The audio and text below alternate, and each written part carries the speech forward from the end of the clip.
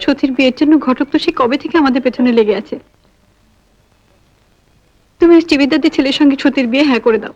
সতীর যে একেবারে মত নেই। রাখো তো তুমি। লক্ষ্মীর এই ঘটনার পর ওসব কোনো কথা আমি আর শুনছি না। তুমি এক্ষুনি বর্মাতে চিঠি লিখে দাও, সতীর বাবা যেন পত্র পাঠ এখানে চলে এসে ওর বিয়ে পাকা করে ফেলেন। আমার সতীমার বিয়ে আমি কিন্তু দেরি করতে চাই না বেয়ান। বেশ তো, শুভ কাজ যত তাড়াতাড়ি হয় ততই তো ভালো। এসো নির্মল।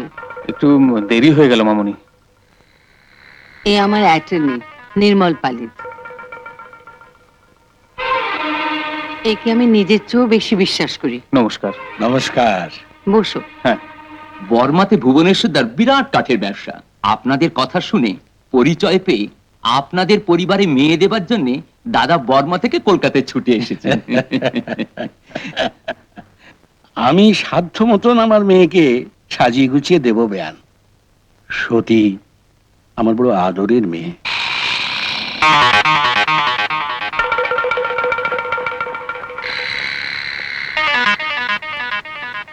লক্ষ্মী, লক্ষ্মী, কি হয়েছে লক্ষ্মী? ও আজ 3 দিন বাড়ি ফেরেনি সুধাংশুদা। 3 দিন বাড়ি ফেরেনি? নতুন বিয়ে হয়েছে, এসব কি কথা? আমি একা কি করব না করব কিছু বুঝতে পারছি না। কাঁদে না, কাঁদে না লক্ষ্মী। এই লক্ষ্মী, আমাদেরকে তাকাও, তাকাও। বলি তোমার সুধাংশুদা তো এখনো মরে যায়নি, আর তোমার সম্ভবত আমার ছোট ভাইয়ের মতো নাকি? তাহলে কিচ্ছু ভেব না, আমি এক্ষুনি বেরিয়ে পড়ছি, দেখি কি করা যায়। কেমন?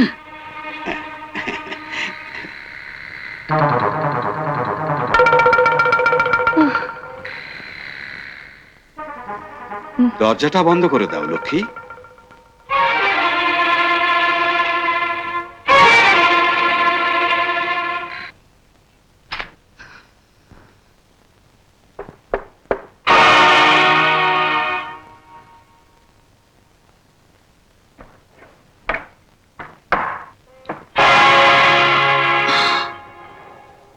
কি কি হয়েছে তোমার?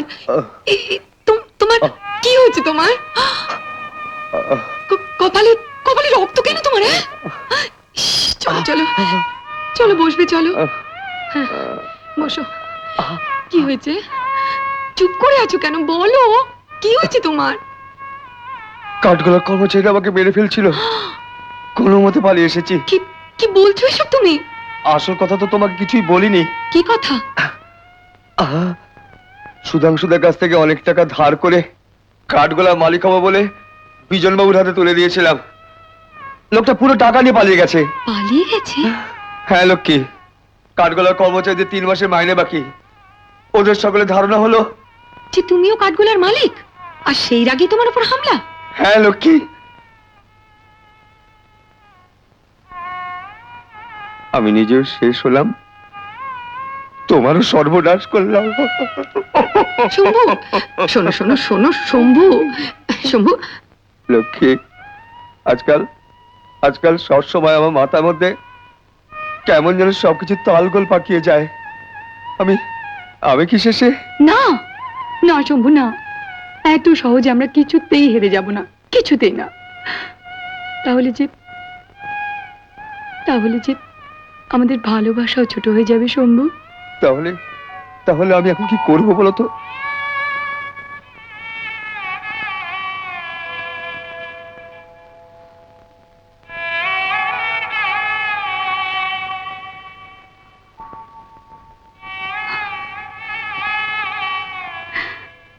তোমাকে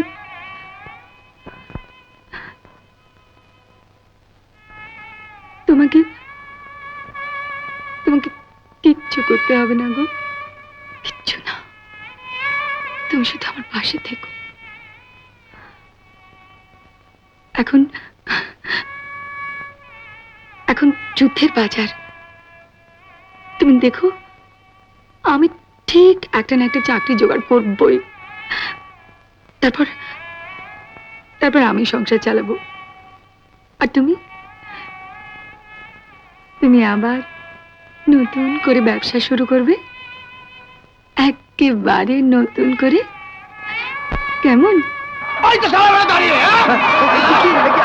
পালিয়ে এসে বইয়ের আঁচলের তলায় বসে আদর খাওয়া হচ্ছে, হ্যাঁ? না না না, মারবেন না, মারবেন না, ডাক্তার বাবা, কি করছেন? মারবেন না। ছেড়ে দিন। কি করছেন? ছেড়ে দিন। আরে, ছেড়ে দিন ওকে। না না, মারবেন না, মারবেন না, দোষ করেনি ও কোনো। ছেড়ে দিন, পায়ে পড়ি, ছেড়ে দিন, ছেড়ে দিন ওকে। ও কোনো দোষ করেনি। ও কাঠগোলার মালিক নয়, বিশ্বাস করুন, ও কাঠগোলার মালিক নয়। ও আপনাদের টাকা পয়সা নেয়নি। 3 দিনের মধ্যে যদি আমাদের সমস্ত পাওনা গন্ডা বুঝে না পাই, তবে আবার এসে তোমার সামনেই ওকে জবাই করব, মনে থাকে। চল।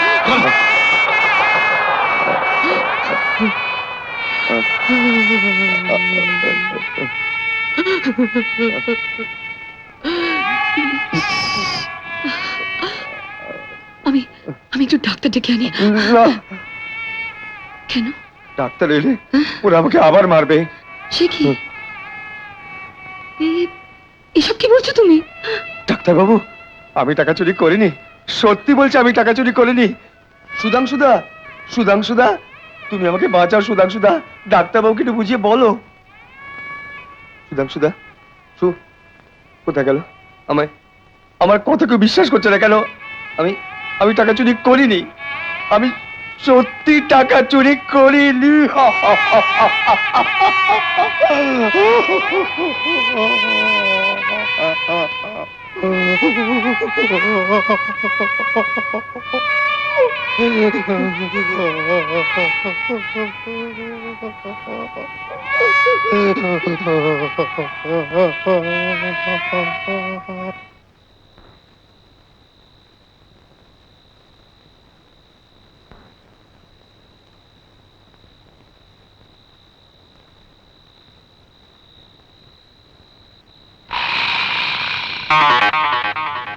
কি হলো লক্ষ্মী?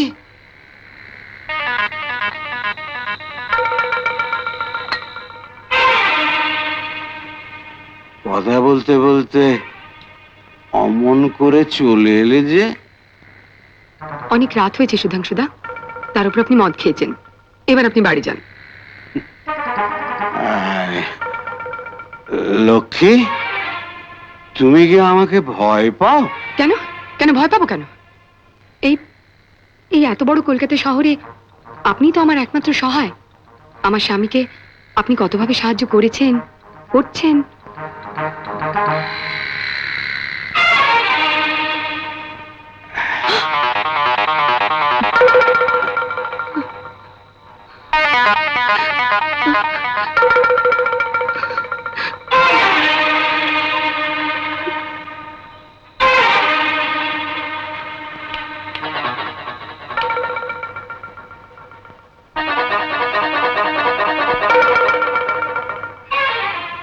দেখো লক্ষ্মী, তুমি আমাকে ঠিকই বুঝেছ।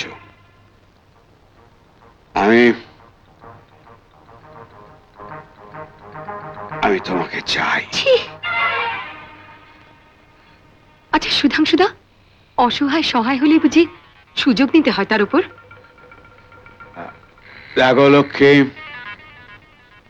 আমি লেনদেনের হিসেবে বিশ্বাস করি, গিভ অ্যান্ড টেক। আজ তোমার স্বামী পাগল হয়ে গেছে, বিরাট ঋণের বোঝা তার ঘাড়ে, আর তুমি একা। আমি তোমার স্বামীর চিকিৎসার পুরো দায়িত্ব নেব। আমার কাছ থেকে যে টাকাটা তোমার শম্ভু ধার করেছিল, তার একটি পয়সাও আমার ফেরত চাই না। কাঠগোলার কর্মচারীদেরও আমি ঠেকাবো। তোমাদের পুরো সংসার বরাবরের জন্য আমি চালিয়ে যাব। বিনিময়ে আমার শুধু তোমাকে চাই। যদি তুমি আমার কথায় রাজি না হও, 24 ঘন্টার মধ্যে আমার পাওনা 40,000 টাকা আমি ফেরত চাই। আরে বাড়িটাও ভাড়া নেওয়া আছে আমারই নামে, জানো নিশ্চয়ই। টাকা ফেরতের সঙ্গে সঙ্গে এ বাড়িটাও তোমাদের ছেড়ে দিতে হবে। দীপু, আরে লক্ষ্মীদি, তুমি বাড়ি থেকে চলে যাওয়ার পর আমি তোমাকে খুঁজে খুঁজে হয়রান। দাতারবাবুর কাঠগোলা গেলাম, তা দেখা পেলাম না, তার ঠিকানাও কেউ বলতে পারলো না। তুমি কোথায় আছো? আমার আমার বড় বিপদ রে দীপু। কি হয়েছে তোমার? তুই আমাকে কিছু টাকার জোগাড় করে দিতে পারিস? ধার। কত টাকা? জানি না, 20,000, 30,000, 40,000, 20,000, 30,000? যত পারিস। আমার আমার অনেক টাকার দরকার রে। এত টাকা আমি... এই টাকাটা জোগাড় করতে না পারলে তোর লক্ষ্মীদের যে কত বড় সর্বনাশ হয়ে যাবে তা তুই ভাবতেও পারছিস না দীপু।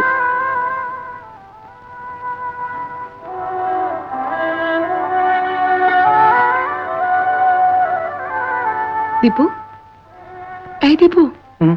কিছু বলছিস না যে? পারবি না টাকাটা জোগাড় করতে? দীপু, এই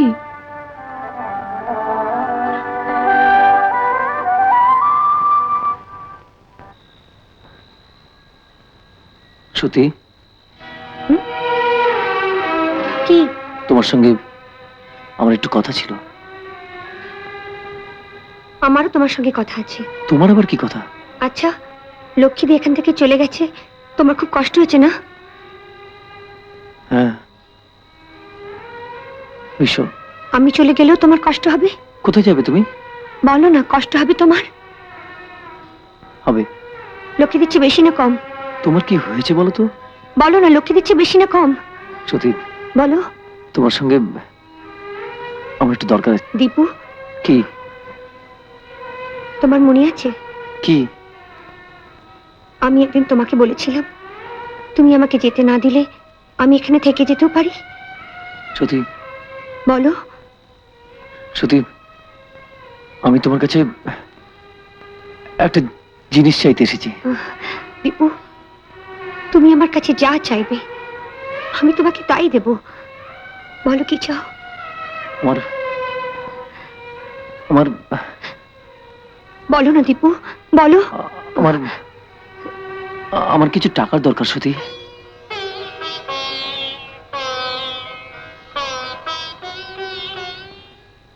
টাকা? হ্যাঁ সত্যি।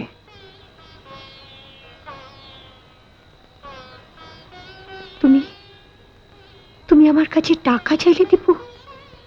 টাকা পেলে তুমি খুশি? হ্যাঁ সত্যি, টাকাটা পেলে একজনের... কত টাকা? কত টাকা চাও তুমি? 200, 500, 1000? যত পারো, তুমি যত জোগাড় করতে পারো। ধার আমি মাইনে পেলে মাসে মাসে সব শোধ করে দেবো। ঠিক আছে, দেব। তুমি এখন যাও। সত্যি, ধরো আজ কিছু দিলে আবার... দীপু, তুমি এখান থেকে যাও। সত্যি, আসলে কি হয়েছে জানো, টাকাটা না... তোমার পায়ে পড়ে দীপু, তুমি আমার চোখের সামনে থেকে যাও। তোমার এই টাকাটা পেয়ে গেলে একজনের...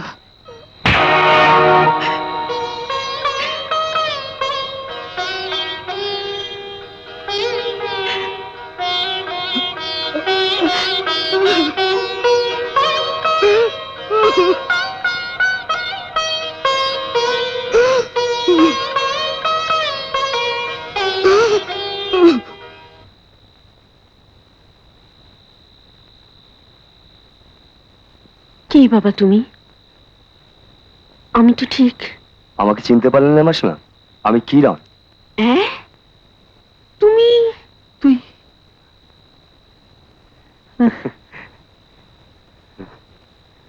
তুই সেই কিরণ? সেই কিরণ তুই? হ্যাঁ রে, তা এরকম অদ্ভুত সাজ করেছিস কেন? হ্যাঁ, মৃত্যুর চোখে শেষ পর্যন্ত ধুলো দিতে পারবো না জানি, কিন্তু ইংরেজ সরকারকে এ সাজে অনেক ঘোল খাওয়াচ্ছি বহুদিন ধরে। পুলিশ কি রে কিরণ? হ্যাঁ মাসিমা, দীপু, যার জন্য এখানে আসা, আমাদের হেডমাস্টার মশাই প্রাণমত বাবু, হ্যাঁ, হ্যাঁ। তিনি কিছুদিন ধরে তোদের দেশে গেলাম ব্যাটরাতে, স্বদেশী কাজ করতে গিয়ে হঠাৎ খুব অসুস্থ হয়ে পড়েছেন। সে কি? হ্যাঁ রে, তিনি তোকে খুব দেখতে চাইছেন। মা, আমি এক্ষুনি দেশের বাড়ি রওনা হব। আমিও তোর সঙ্গে যাব বাবা। আমি একটু আসছি। আয়।